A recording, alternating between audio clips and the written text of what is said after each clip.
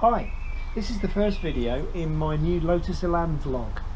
This video series is going to be about the ownership of this car that I bought last year in July 2018. Hopefully it'll be interesting and I'll try and make it exciting in whatever way I can, but I'll be talking about the details of owning the car and things that go well, things that don't work so well, and hopefully it'll be useful and interesting for other M100 owners and anybody who's not familiar with the car who's thinking about buying one. I bought the car from Hedge End Lotus and drove it back the 150 miles or so to Leicester, where I live, on possibly the hottest day of the year, which wasn't my intention, but the car managed really well. Everything was fine, there was no problems in traffic, the radiators cut in fine, so I could see I wasn't going to have any problems with overheating or anything like that. So I was quite pleased to get it home in one piece, a car obviously that I wasn't familiar with, but it worked totally fine, so I was really pleased with it. As I said, I bought it from Hedge End Lotus. I wanted to buy from a main dealer, even though it was an older car, just so I had a little bit of peace of mind. The story from the dealership was that they'd had it as a trade-in for a Lotus Elise. It got lots of history with it. They said something about it had 13 dealer stamps, but then it had a home service kit. I think that was a bit of salesman waffle, because I don't even know really what a home service kit is. So really it was just somebody who'd been servicing it themselves in their garage, and they just wanted to make it sound as though you could get a kit to do that and make it sound a little bit more official. So I wasn't particularly impressed with that statement, but they said that they were either going to hang on to it to fix it up and do some work with it, and sell it for more in a few months' time, the sort of typical salesman patter, or they were just going to move it on, as that was fairly simple. So anyway, I bought it. I paid £6,500 for it, which I don't think was too bad. But of course, once you get these things home and look at them in the light of day, I started to see some issues, some that I was aware of, and obviously some that had sort of taken me a little bit by surprise, possibly. So faults first up that I knew when I bought it, I knew the headlamp didn't go down once you'd switch them on. So you'd switch the headlamps on, they'd pop up, everything would be fine, but then you'd switch them off at the end of the journey, or any time really, and it just wouldn't go down. It just stayed up in its up position. So there was obviously some sort of problem there with I don't know, electrical switching or something. So I thought that'll need investigation, but probably won't be too much of a problem. The window rubbers are fairly knackered, as you can see here. There's, you know, somebody's had a go at putting some Bondo or something into them, or some mastic sealant from a bathroom or something like that. So these are going to need to be replaced at some point. But I have driven the car in pretty heavy rain and no water comes in at all. So it's doing a pretty good job, but it just looks a little bit nasty and a little bit worn out. Also, something that was weird, because it's an S2, so it's the limited edition of 800 cars. They made 800 of these final run-out models when Bugatti owned the company, or Bugatti as it was when they did the EB110. This is number 278, so 500 were right-hand drive, the other 300 were for Europe, so they were left-hand drive.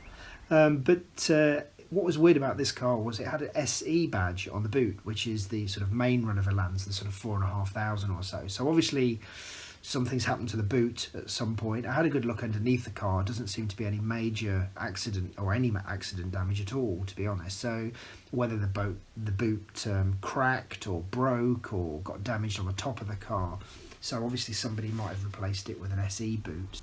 Next up of faults that I knew were wrong with the car when I bought it was the gear knob.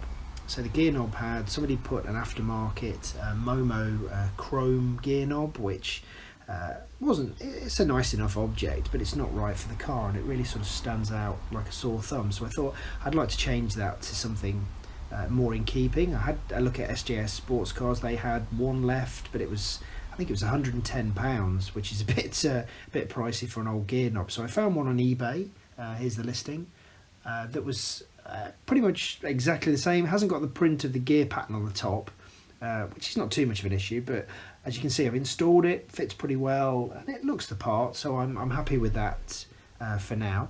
So what have we got? We've got a rusty headlamp as well. You can see inside the headlamp it's a little bit rusty, so I'll probably replace that at some point. The wheels are a little curved as well. Looks like they've been refurbed at some point by previous owners, but there's quite a bit of curbing on each of the wheels, as you can see here, so obviously they're going to need to be reconditioned at some point.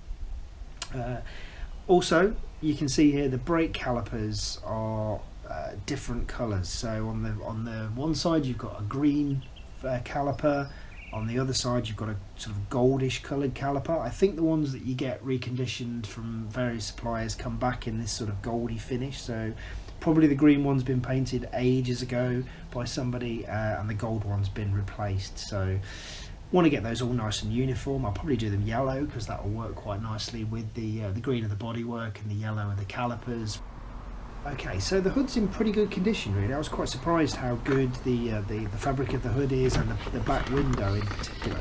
But it is kind of wearing thin on the inside in places. Anybody else who's got an Elan that's watching this will be familiar with the couple of wear points that they have. The back corners just at the back face of the side windows.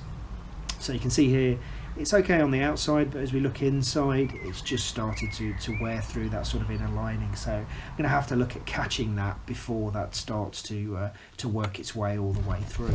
Next thing is that somebody's put a kill switch on the car, which is really useful because obviously I'm not going to be using it all the time. It's just a weekend and sort of fun car, so it's good to have a kill switch, otherwise the battery's just going to drain itself all the time. But they've put it under here, next to the battery, underneath the hood, so you've got to kind of put the hood out of the way, open up the rear to get in, so it's quite difficult to get into that in the garage. So I'll probably be relocating that, and it's in a kind of a Tupperware as well, which looks a little bit naff, so I'll probably be changing that as well.